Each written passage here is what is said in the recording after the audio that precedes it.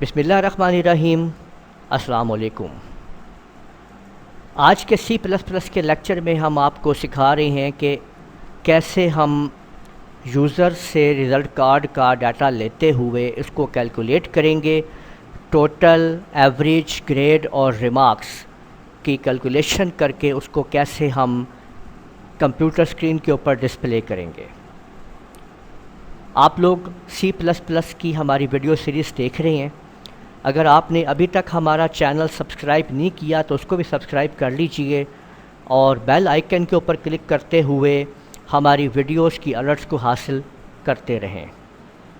C++ की तमाम videos एक सीरीज़ में चल रही हैं, उनके भी लिंक हर वीडियो की डिस्क्रिप्शन के ऊपर मौजूद होते हैं, वहाँ से आप उनको हासिल कर सकते हैं। तरतीब से C++ की वीडियोस को अगर आप देखते हुए आएंगे तो आप लोगों को C++ की समझ आनी शुरू हो जाएगी, आपके लिए आसान हो जाएगा। तो चलिए चलते हैं और देखते हैं कि कैसे हम ये रिज़ल्ट कार्ड तैयार करेंगे और किस तरह से कोडिंग करते हुए हमारा ये रिज़ल्ट कार्ड मुकम्मल होगा।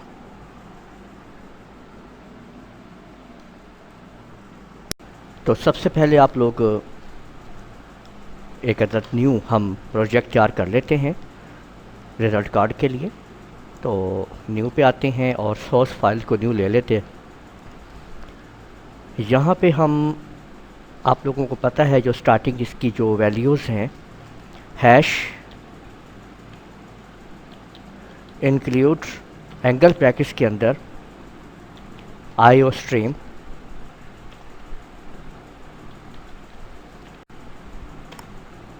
इसके बाद आप लोगों ने using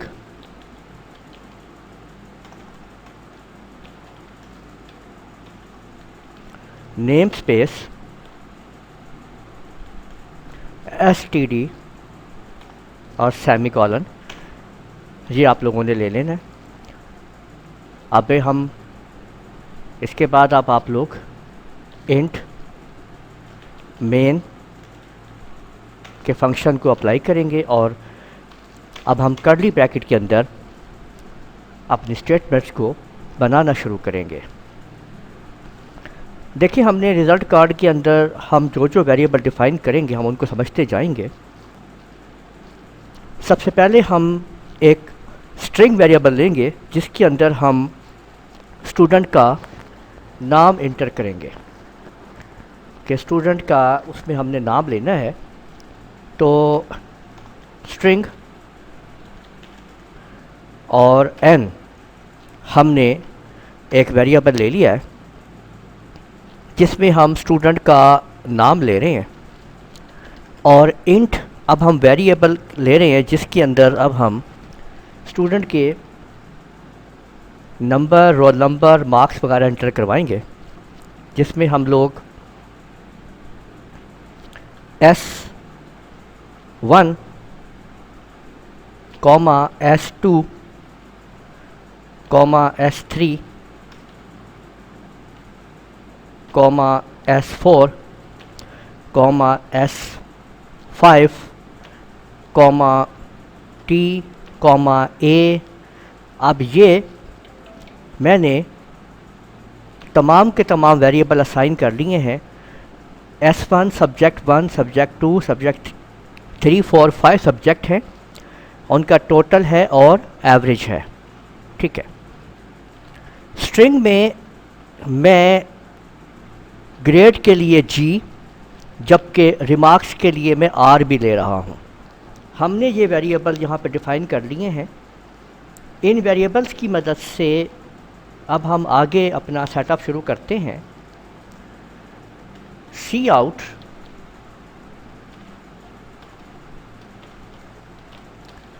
enter name of student, student का नाम इंटर करें जी, और Cin के अंदर हम स्टूडेंट का वेरिएबल यूज़ कर लेते हैं जो कि हमने n इस्तेमाल करवाया है। इसके अंदर अब कंप्यूटर हमसे स्टूडेंट का नाम जो है वो ले लेगा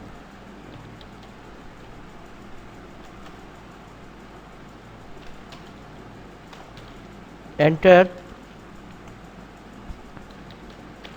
सब्जेक्ट 1 मार्क्स, और क्वेश्चन मार्क को लगा लेते हैं बीच में, और सी इन की मदद से अब हम जो वेरिएबल है वो S1 कर देते हैं कि ये अब हम कह रहे हैं कि एंटर सब्जेक्ट मार्क्स 1 मार्क्स के पहले सब्जेक्ट के जो मार्क्स हैं वो एंटर करें, ठीक है। और ये याद रखें कि ये हम ऑब्टेनिंग मार्क्स ले रहे हैं, ठीक है।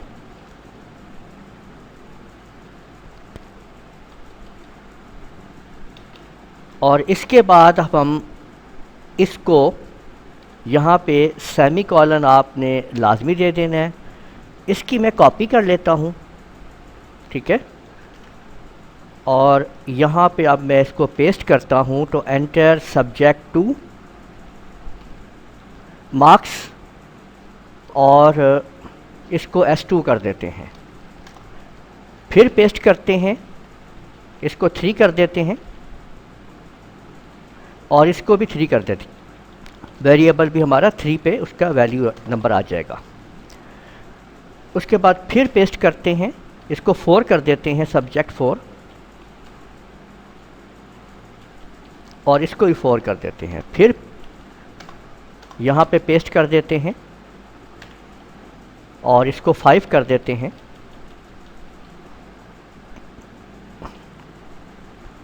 और इसको भी 5 कर देते हैं। अब हम आगे t इज़ इक्वल टू, जो वेरिएबल हमने t ऊपर लिया हुआ है वो टोटल के लिए है कि t is equal to S1 plus S2 plus S3 plus S4 plus S5, यानी ये सारे के सारे जो सब्जेक्ट्स के ऑब्टेन मार्क्स हैं उनको हमने यहाँ पे प्लस कर दिया है। इसके बाद a is equal to, a जो है हमारी एवरेज है, a is equal to t बटा नंबर ऑफ सब्जेक्ट के ऊपर उसको हम डिवाइड कर देते हैं, ठीक है। तो इससे हम अपनी एवरेज जो है परसेंटेज निकाल लेंगे, यानी 5 सब्जेक्ट हैं तो 5 के ऊपर हम उसको डिवाइड कर देते हैं। लीजिए अब हमने एवरेज तक जो है वो कैलकुलेट कर लिया है। एवरेज के बाद अब हम ग्रेड को शुरू करते हैं। हम कहते हैं कि अगर हमारी एवरेज जो है वो a बड़ा है, यानी एवरेज जब तक बड़ी है और बराबर है 80 नंबरों के, तो जो हमारा ग्रेड है यानी G जो है वो तुम बराबर कर दो A प्लस के।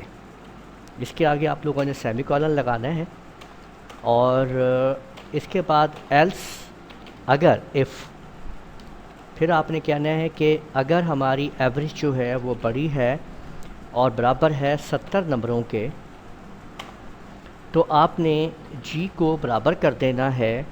इसी तरह हम आगे बढ़ते रहेंगे, यानी A के, G जो है वो अब A के बराबर हो जाएगा। और इस स्टेटमेंट को इसी तरह से आपने आगे बढ़ाते जाना है कि अगर, ये आप देख सकते हैं कि अगर हमारी एवरेज जो है वो बड़ी है और बराबर है 60 नंबरों के, तो फिर G बराबर हो जाएगा A के बाद अब हमारा B ग्रेड आ जाएगा, और साथ में यहाँ पे सेमीकोलन आप लगाते जाएंगे। तो यहाँ पे आप लोगों ने एक और बात याद रखनी है कि ये एल्स भी साथ साथ आपने लगाना है कि एल्स इफ़, के अगर इफ़ एवरेज हमारी जब तक बड़ी और बराबर है अगर 50 नंबरों के, तो कंप्यूटर तुमने G को बराबर कर देना है C ग्रेड के, और इसको भी आप लोगों ने सेमीकोलन लाजमी देना है। इसी तरह से एल्स इफ़ एवरेज अगर बड़ी है और बराबर है 40 नंबरों के, तो G बराबर हो जाएगा D ग्रेड के। और इसको भी आपने सेमी कॉलन से बंद करना है। इसी तरह एल्स इफ़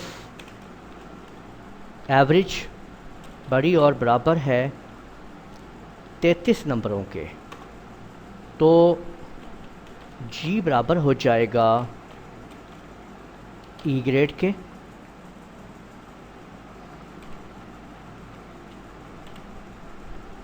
जबकि एल्स जी बराबर हो जाएगा फेल के। यानी अगर 33 से नीचे नंबर होंगे तो वो फेल हो जाएगा, अदरवाइज़ जो है वो आपका पासिंग मार्क्स में रहेगा ई ग्रेड तक। तो यहाँ पे देखें कि हमने इधर कैलकुलेट कर लिए हैं ग्रेडिंग अपनी, ठीक है। अब इसके बाद अब हम रिमार्क्स को भी कैलकुलेट कर लेते हैं आगे, कि अगर अब हम ये कहते हैं कि इसी वैल्यू को अगर हम फिर इस अप्लाई कर दें इसी तरह, और यहाँ पे मैं इस तमाम स्टेटमेंट को एक दफ़ा कॉपी कर लेता हूँ, ठीक है। ये देखें, और मैं इसी को यूज़ करूँगा। ये देखें मैंने कॉपी कर लिया है, और अब मैं इसको यहाँ पे पेस्ट कर देता हूँ। ये देखें, ये सारे इस जगह से मैंने इसको पेस्टिंग कर ली है। अब मैं यहाँ पे आर यानी एक वेरिएबल जो मैंने ऊपर डिफ़ाइन किया था रिमार्क्स के लिए, मैं उसको ले लेता हूँ और यहाँ पे कह देता हूँ कि भाई अगर ये इतने एवरेज हो तो इसको आपने क्या देना है, मोस्ट एक्सीलेंट, और ए की जगह पे आप लिख देते हैं एक्सीलेंट, और इसी तरह बी की जगह पे आप लिख देते हैं वेरी गुड। और ये भी याद रखें कि आप लोगों ने ये आर जो है ना, ये आपने इस्तेमाल करना है, यहाँ पे सबको आर करना है आपने, ठीक है। ये क्योंकि वेरिएबल अब आपका आर में ये वैल्यू आपकी आएगी, ठीक है। ये तो R is equal to good कर देते हैं जी। इसी तरह से R is equal to fair कर देते हैं, और जी को R is equal to poor condition कर देते हैं, और इसको अब हम R is equal to very bad कर देते हैं कि अगर फेल हो जाए तो वो वेरी बैड हो जाएगा, ठीक है। तो ये अब हमने यहाँ पे सब कुछ मालूम कर लिया है। अब हम आउटपुट लेंगे इसकी, सी आउट एन। एन ये वो वेरिएबल है जो आप लोगों को पता है नाम का वेरिएबल है। इसके बाद अब हमने इसके बीच में एक मैंने थोड़ी सी गैप डालनी है, तो उसके लिए मैंने इस तरह से इसको अलग कर दिया है। ये देखें, ये गैप मैं बीच में दे रहा हूँ, इससे गैप आएगा इनवर्टेड कॉमास में। और नेम के बाद अगला वेरिएबल मैं आपके सामने दे देता हूँ कि टोटल नंबर कितने हैं, ठीक है। और इसको मैंने बार बार यूज़ करना है, तो मैं इसकी कॉपी कर लेता हूँ और यहाँ पे इसको मैं पेस्ट कर देता हूँ। उसके बाद फिर आपके सामने अगला वेरिएबल है एवरेज का, और अगला वेरिएबल है ग्रेड का, और रिमार्क्स का। तो ये लीजिए, हमने यहाँ पे ये देखें एन पे वो हमारे नाम दे देगा। उसके बाद टोटल बताएगा भी टोटल कितने नंबर आपने हासिल किए हैं, और एवरेज कितनी है, ग्रेड क्या है, और उसका रिमार्क्स क्या है। तो अब हम इसको चेक करते हैं कि आया कि हमने जो प्रोग्राम बनाया है अब ये काम कर रहा है या नहीं कर रहा है। इसको हम जैसे ही कंपाइल करते हैं तो देखें कि अब हमने नाम अली दे दिया है, और हम कोई भी मार्क्स जो है वो एंटर कर देते हैं, ठीक है। तो ये आपके सामने अली, ये उसके टोटल मार्क्स आ गए हैं, एवरेज, उसका ग्रेड और उसका रिमार्क्स आपके सामने है। तो यूँ देखा कि आप लोगों ने कैसे कैलकुलेट किया इसको, और इस तरह से ये आपके सामने आपका रिज़ल्ट कार्ड बन के आ गया है। इसको हम आपको नेक्स्ट वीडियोस में सिखाएंगे कि कैसे आपने डेकोरेट करना है अपने रिज़ल्ट कार्ड को। अभी सिर्फ मैंने आपको रिज़ल्ट कार्ड की जो वेरिएबल्स हैं उनको समझाया है कि किस तरीके से आप वेरिएबल्स के ज़रिए इनको टोटल करेंगे, ग्रेड निकालेंगे और रिमार्क्स निकालेंगे और उसको प्रिंट करेंगे। लेकिन इसको अब हम सजाएंगे कैसे, कैसे डेकोरेट करेंगे, आगे आने वाली वीडियो के अंदर आपको बाकायदा इसका पूरा सेटअप समझाया जाएगा कि किस तरीके से आप एक खूबसूरत रिज़ल्ट कार्ड बना पाएंगे। तो उम्मीद है आपको हमारी ये वीडियो पसंद आई होगी और आपने समझ लिया होगा कि किस तरीके से आप लोग अपने रिज़ल्ट कार्ड को बनाएंगे और उनके अंदर वेरिएबल्स को यूज़ करेंगे।